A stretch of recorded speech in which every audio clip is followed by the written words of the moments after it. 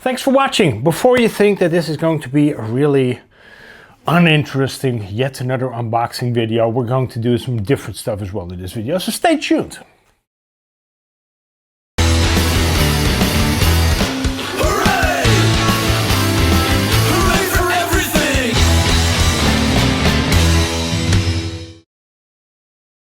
Thanks for watching. This is the 2.2 size, wheel-sized Axial Gilamon, which you see on the box over here. I was very late getting this truck in because mine was actually stuck in customs. They must have thought that, I don't know what they thought. Maybe they thought that something else was like caught up in this box. It ended up sitting in customs for nearly 3 weeks. I'm pretty sure it's not discontinued yet, but it is always incredibly annoying when customs holds up stuff for this amount of time. Plenty of features on the box. We're not going to go over all of them. And also, I don't want this to be like a regular unboxing. We're going to kind of plan out what I'm going to do with this truck in this video, rather than me telling you stuff that most likely you already know about this truck. But I am going to have a look at it and tell you what my first observations about it actually are. First thing is that you see that it says Gilamon, but obviously a G is an H and an H is a G. So also this channel from now on won't be called Hemistorm anymore, because that's not how you say it, but we will say Hemistorm like this, so Gemistorm. So I'll just put this on the table actually, so you can take a look at it. I might even make shirts that say Hemistorm spelled correctly, like this. So anyway, the Axial Gilamon, you see it over here. The Gilamon, the Gila monster, is a lizard, and then if you do some Wikipediaing, which I have done, you will also see that the Gilamon's venom, I guess, because it is like a venomous type of thingamabob, is actually the main ingredient for Ozempic. And in case you wonder if I used any, I didn't. I just walk a whole lot. So that's what comes up when you look up the Gilamon. But right now as well, it comes up that it is this 2.218 scale, 2.2 wheel sized 4x4 trail buggy with ASD. And ASD is axial selective drive. That's also, I think, the main party trick of this ride over here. You can see over here there's a micro servo installed on the rear axle, and it allows you to lock out one side or the other, making tighter turns, which is of course a really cool feature. Combine that with the option to use this on both axles, but also on the transmission in the center, and you have something that is incredibly tunable. There's not anything really on here that looks familiar, so it's new axle housings, it is new linkages, it is a new interior panel, it's a new cage, everything is brand new, new shocks, new wheels and tires even, I think. These Mickey Thompsons, Baja Bosses. And overall, it is a cool platform to start modifying from. That's also what I want to discuss for the main part over in this video. I think with me being so late to the party, you have already seen what this thing drives like out of the box. You've already seen that there's a red version and that there's then this one, the green version. I don't care about the body panels all too much because I'm going to take them off anyway. There is an opening hood, so you can actually pop this open, and then underneath it you will see that there's room for a battery. And most likely, just because I really want to focus on modifying it, we're going to take it apart. We're going to automatically also add a different motor, different speed controller, might have a look at servos as well at some point, some different wheels and tires, something that is a tiny bit meaner. We're going to keep the lights, we're going to keep the cage. I'm going to de-gimp the interior panel, so those gimp suits that you see on the insides with their shiny latex driver and his pronoun friend sitting next to him. That is also something that we're going to alter and make it look a tiny bit better than it currently does. And then for the main part, I want to address the body. I want to do something a bit similar to what I did to my Bomber back in the day when I turned that thing into the Ultra Ford. I will make sure that that video, when I was a lot younger than I am currently, is in the corner over here, where you can tap it, but also in the video description, so you can have a look at it. That was a really fun process to make something fit on a cage that was not intended to be fitted on it. And I think that this Gilamon really poses the same type of a nice challenge in customizing it and making it my own. So that's what I want to do with this one as well. Size-wise, this is very close actually to a bomber. Bomber cage is actually slightly wider, and just for reference, for example, here I have a rift, and you will see that apart from the wheelbase of the rift being slightly longer, scale-wise it is pretty much the same. Rift axles are also about the same width. It is just that, of course, inside of the Gilamon you have that ASD, which is a really cool feature. And that is also something that I do want to experiment with. So what I might do is, instead of using this Spectrum DX3 standard radio, I might actually upgrade it to a 5-channel radio, so I can also have that ASD system in the transmission and also on the front axle. I think that would really unlock all of those party tricks. Maybe even install a steering axle on the back to make it like the ultimate tunable on the fly type of trail buggy, because that would mean that I could lock out the front, I could lock out the back, I could lock out, depending on how I mix the channels, the left completely, the right completely, or I could even do some sort of diagonal locking, which will already, by thinking about it right now, what I need to set up radio-wise in order to achieve that, it gives me a headache, but it is, of course, a fun challenge. Body-wise, what I want to do is I found this fork body. This is a Super Duty, not sure which one. Oh, part number 3392, and I think that this is actually incredibly close to what I want to have. What I do in order to make a body like this fit, because that's a question that I got a lot after I put the Ultra Ford together, so the bomber, is I look to see if the shape kind of matches. One thing to start with is to see if the roof panel actually matches up, and you just do that by turning the body upside down like this. And you will see that this is fairly close in size, so length is one of the first criteria. And then if you look at the back, you will also see that width-wise this thing is very close.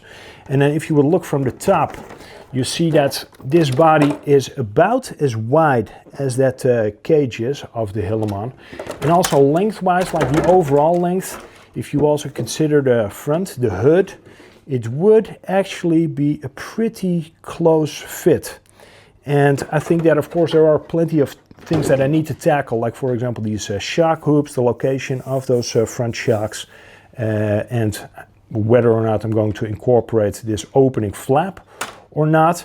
So that's all stuff that I need to have a look at and consider before making any final decisions.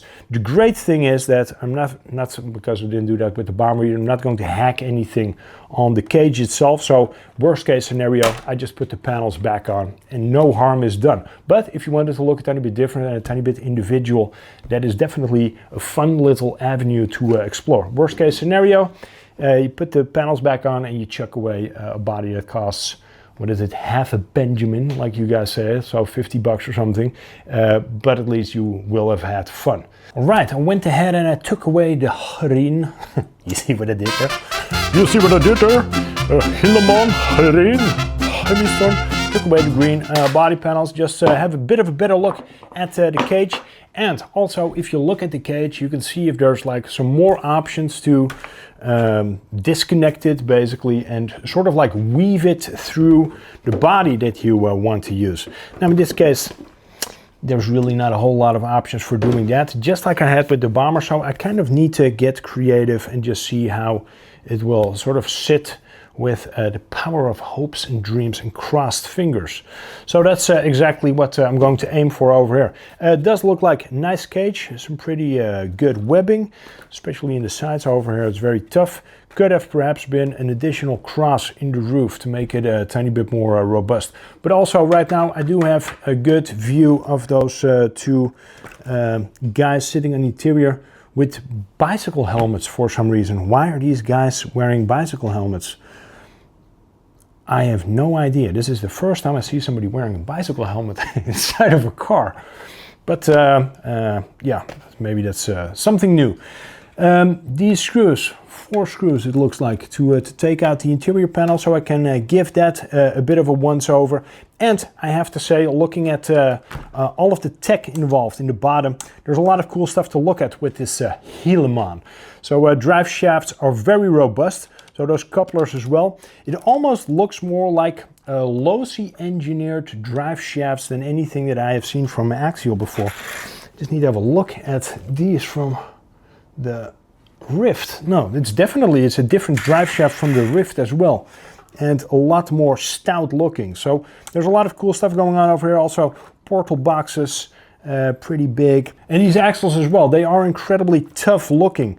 If you would have a look on the inside of the back where that ASD is then installed on this ready to run, you will see that it is kind of like a disengaging gear that you push back and forth. I'm not going to open it up because there's like a sticker covering up the top, and I don't want to mess with any of that. There's plenty of videos out that will show you what the guts of this thing actually look like. Let's have a look at the body so you can see kind of, I think, what I'm going to plan on doing over here. Of course, I would most likely have to get rid of the majority of the front, which is not that big of a deal. Also the side windows, I'm most likely going to cut out that B-pillar just to make sure that we can still have a good look at the interior, and at those two, at the driver and passenger, so the two occupants with their bicycle helmets, just because I think it's fun to have that little detail to check out. And we are going to keep all of the lights. So it is also pretty complete in that regard. There's lights in the back over here, there's lights in the front, and there is even over here a cradle for a full-size servo, which I think is for that suck down option. So you can actually winch down the front to make it a bit more planted and really stabilize it over some of the rougher terrain. If you want to do some super technical crawling, this could really be the ticket to get into it and have a rig that is extremely customizable. This ASD system is unique. It is an industry first, and with that as well, I think that Axial has once again delivered something that is very interesting. There's a few little things in and around the box that I found a bit unlike Axial. That's, for example, the absence of any stickers. Also the manual, I think that with the absence of a glossy front, it doesn't give that high quality feel, but then perhaps to offset that, you do get 2 mini posters, or 3 actually, on which you see, or this is actually just some commercial advertising, on which you see some more Gilamoning. So yeah, perhaps that's kind of to make up for it not being glossy. This is, for example, this DX6. This is a radio that you could use if you want to unlock all of the potential that it has to offer in terms of that selectable drive. We will see what radio I will use. So this corpse over here, this is my Ultrafort, this is my bomber, and this is what I did with it back in the day. No idea where the wheels are. You can tell that this thing has been heavily used. I had a ton of fun with this. I did a 5K with this thing back in, 2018 Axial Fest. So that was actually the last time when they had Axial Fest at Cisco Grove. And I've beaten the absolute crap out of this thing back then. Very fun truck. This body, I remember when I was modifying this body that at some point I was like, this is never going to work. This is going to look like crap. And I just went on, finished it up completely, and it turned out to be one of my favorite projects, one of my favorite trucks.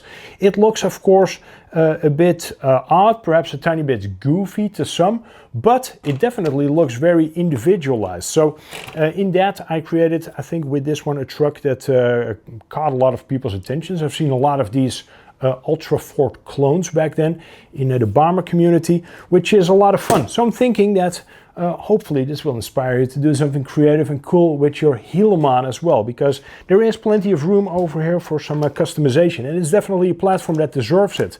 So I will just show you what I have drawn up so far, and I won't talk on forever, because then this would be an endless video, and I do also hope that you would come back to the next one where I will show you how this actually fits. This is like a first preliminary map out of what I want to cut, and this is pretty similar to what I did back in the day with this Ultrafort bomber.